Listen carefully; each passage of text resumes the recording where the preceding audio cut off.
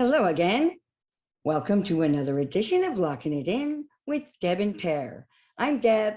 I'm a real estate agent. I'm Pear. I'm a loan officer. And we are a husband and wife team bringing you the weekly real estate report and other valuable real estate and mortgage information. Home builders and other real estate companies are now starting to capitalize on the lack of inventory in the housing purchase market in a big way. They are seeing a new market in construction built specifically for rentals, single family homes built for the sole purpose of renting them. In other words, Invitation Homes, for instance, would have a whole neighborhood of new construction that they own and rent the properties on.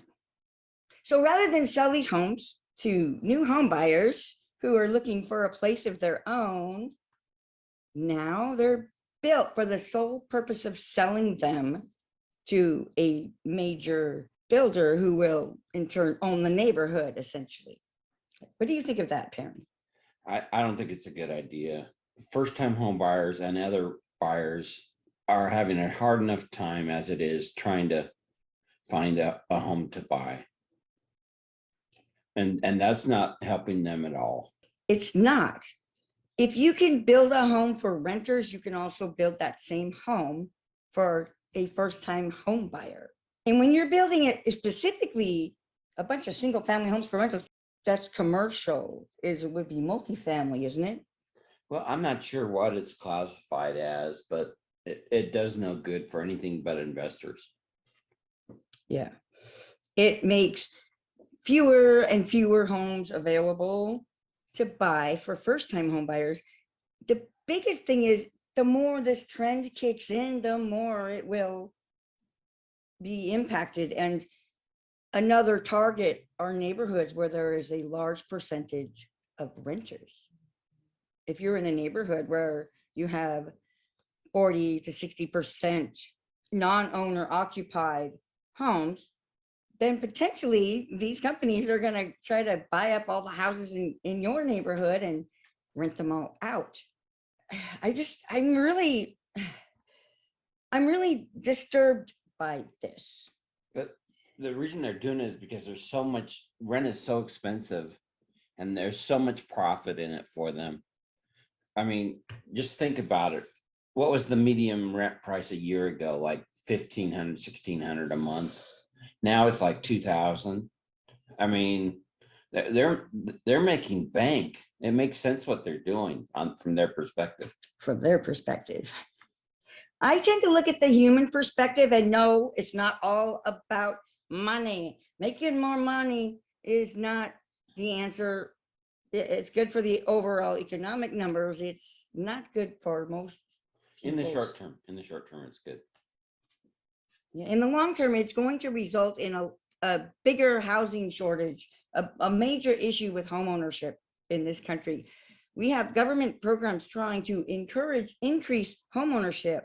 And in the same time, all of these potential homes that could have been built for these homeowners are being built for the sole purpose of making a profit on them month after month after month and building equity at the same time. It really does pay to own property. And if you own a home now, if you're not happy with it, I would rent it out and buy another home. I would not sell it. Just me. And it depends where you live. You might not have a demand for renters in your area. I don't know where those places are necessarily. I think everywhere has a demand. Mm-hmm.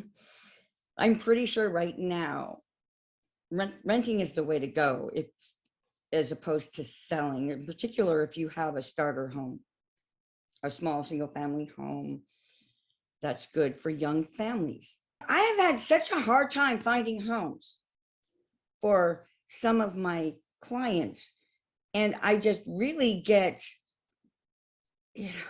almost enraged when I find out what's happening now. Money is so much more important, and that's not going to change the rent situation in the meantime. Your rent's still going to go up. What's going to happen eventually, I think, is municipalities and states are going to enact legislation that forces them to build the homes for sale instead of for rent. A certain percentage of them. That could be coming I think eventually. that's years and years down the road, once this really starts to set in and once it takes over. Yeah, It will be too late, just like everything else. The regulations always come too late. Once it gets a foothold in the market, it's going to keep going. it already has a foothold in the market. As of October, new homes in the United States were at a seasonally adjusted rate of 1.5 million units in October, according to the US Commerce Department. And single family home starts, that's first time home buyers, fell 3.9% from September to October and down more than 10% from last year. There were 47,000 homes for rent broken ground on over the last year. And that's an increase of 17.5%, according to the National Association of Home Builders. During the same time, builders broke ground on land for 1.14 million homes total, and 47,000 are specifically for rent. There are some property groups, and one of them is Pulse Group. They have announced a deal in which they're going to sell about 7,500 homes to a builder called Invitation Homes. And that builder will then be renting them out. And these are existing homes that could be in your neighborhood. It's a project property management company, I think.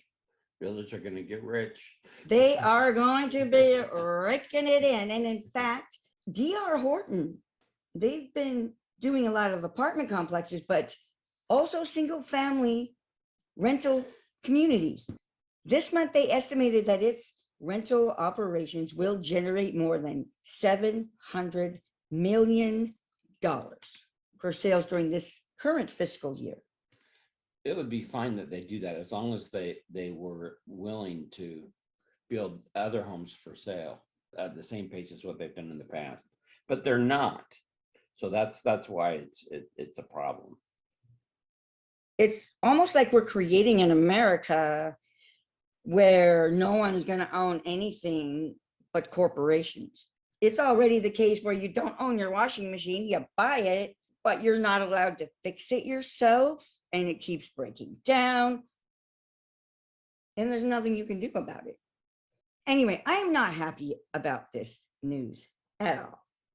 And I just have one piece of advice. If you want to own a home, the sooner the better to get into the market, because you don't want your opportunities to be wasted in the years to come by all the investors, the builders trying to buy up homes. And these aren't, by the way, we're not talking about mom and pop, small partnerships, anything like that. These are major corporations doing this. And they can charge whatever rent they want. Once they get into that monopoly, they're all going to be competing with each other, but the artificially high rent will be the basis. Yep. Yeah. Now, do you think this will affect the value of single family homes Yes. for purchase in general? Yes. I think it might bring them down a little bit. Which would be a nice development.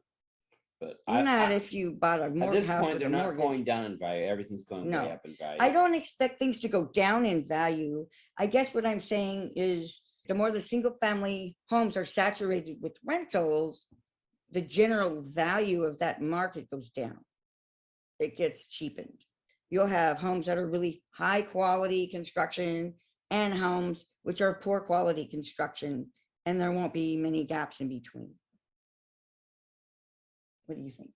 I have no idea, but I know that it's not a good development.